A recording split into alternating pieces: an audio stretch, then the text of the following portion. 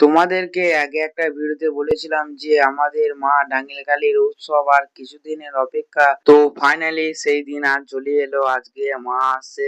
Hello everyone, আমি অর্জুন বলুকার। তো স্নান করে ফ্রেশ হয়ে আমি রেডি হয়ে চলে আসি মায়ের মন্দিরে। আর কিছুক্ষণের পরই তো মা আসছে। তো এভরিওয়ান, গোটা গ্রাম ঘোরানোর পর ফাইনালি গাইস মা নিজের মন্দিরে প্রবেশ করছেন। এই মা কালীর উৎসবটা প্রায় দীর্ঘদিন বাপ ঠাকুরদার আমল থেকে হয়ে আসছে।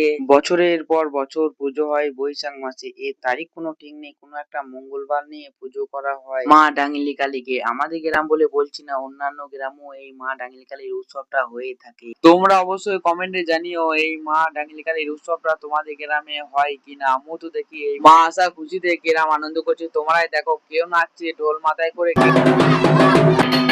আজকে এই ছোট্ট মিনি ব্লগটা তোমাদের কাছে কেমন লেগেছে অবশ্যই কমেন্টে জানিও। আর যদি ভিডিওটা ভালো লাগে অবশ্যই লাইক কমেন্ট শেয়ার সাবস্ক্রাইব করে দিও গাইস।